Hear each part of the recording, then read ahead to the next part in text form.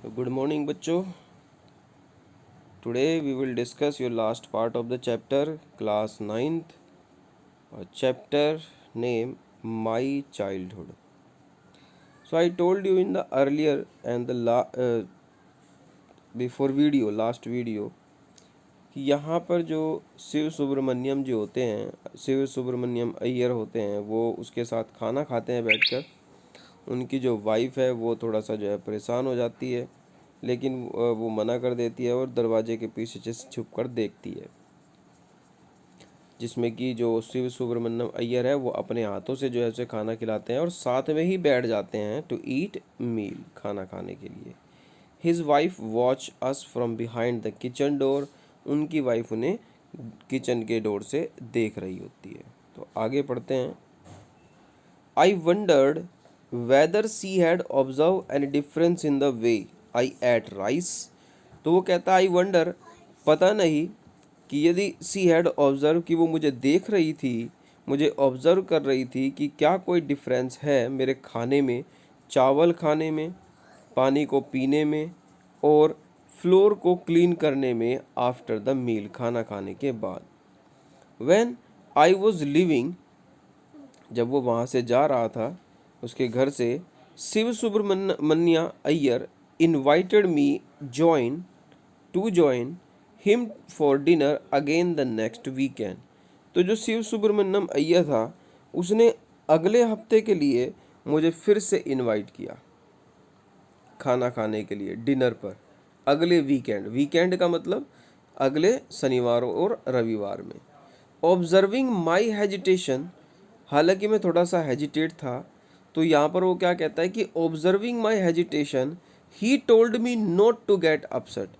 तो जो शिव सुब्रमण्य अय्यर था उसने, वो कहता है कि he told me not to get upset, कि तुम अपसेट मत होना, ऐसा कहते हुए once you decide to change, उन्होंने कुछ बताया कि एक बार अगर तुम बदलने, चेंज द सिस्टम, अगर तुम किसी सिस्टम को बदलने को डिसाइड करते हो तो such problems have to be confronted, तो ऐसी समस्याएं तो तुम्हारे सामने आती ही रहेंगी.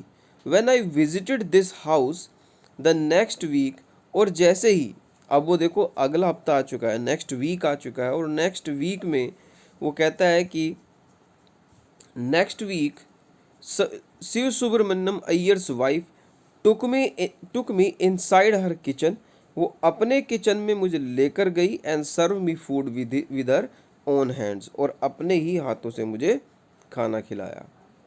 Then the second world war was over and India freedom was imminent. Imminent का मतलब निश्चित होता है, निश्चित यानी कि सर्टेन, एक वर्ड लिखते हैं ना सर्टेन, निश्चित. तो इमिनेंट क्या है, सर्टेन, यानी कि भारत की आज़ादी अब निश्चित थी. और महात्मा गांधी ने ये कहा था, Indian will build their own India, भारतीय ही अपने भारत को बनाएंगे, डिक्लेयर्ड गांधी जी.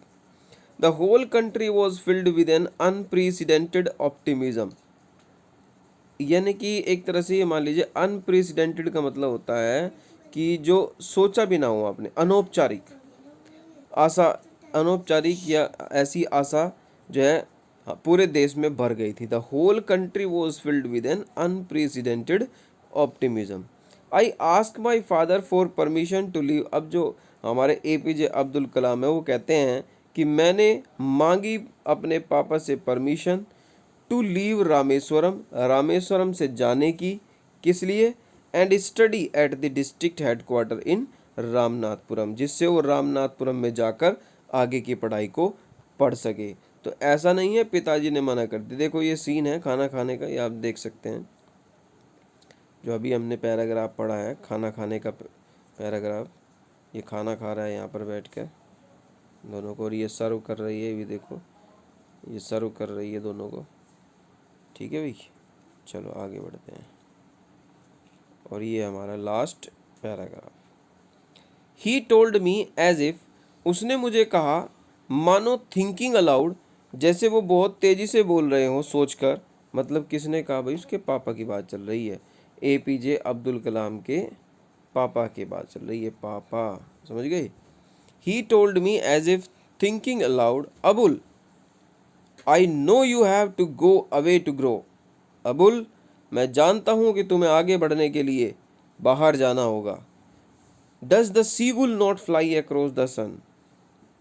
क्या कोई सीगुल एक समुद्र को पार नहीं करता? अलोन, वो भी अकेला और बिना किसी घर के, बिना विदाउट ए नेस्ट। ही कॉटेड खलील गिब्रान, देखो गिब्रान कह लो या जिब्रान कह लो भाई, क्या फ़र्क पड़ता है। टू माई हेजिटेट मदर, वो कहता है मेरी मम्मी जो हिचकिचा रही थी उसे उसके पापा ने खलील गिब्रान की जो बातें हैं, विचार हैं, वो बताते हुए तेजी से बोलते हुए कहा। क्या कहा? Your children are not your children. तुम्हारे बच्चे सिर्फ तुम्हारे ही बच्चे नहीं हैं। They are the sons and daughters of life's longing for itself, बल्कि वो खुद की ज़िंदगी के भी लिए, खुद की ज़िंदगी के भी बेटे और बेटियां हैं। दे कम थ्रू यू, उनके आने का माध्यम तुम जरूर हो। देखो इस लाइन का मतलब समझ रहे ना भाई, क्या है ये। दे कम थ्रू यू, उनके आने का माध्यम तुम जरूर हो, बट नॉट फ्रॉम यू, लेकिन वो तुमसे नहीं है।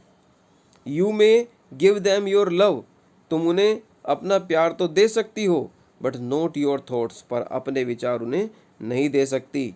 फार they have their own thoughts, इन्हें अपने विचारों को खुद ही बनाना पड़ेगा। देखो इस बात को समझ लिया ना, उन्हें अपने विचारों को खुद ही बनाना पड़ेगा। और ये था एपीजे अब्दुल कलाम का विंग्स ऑफ फायर बुक से लिया हुआ छोटा सा एक्सट्रैक्ट हिस्सा।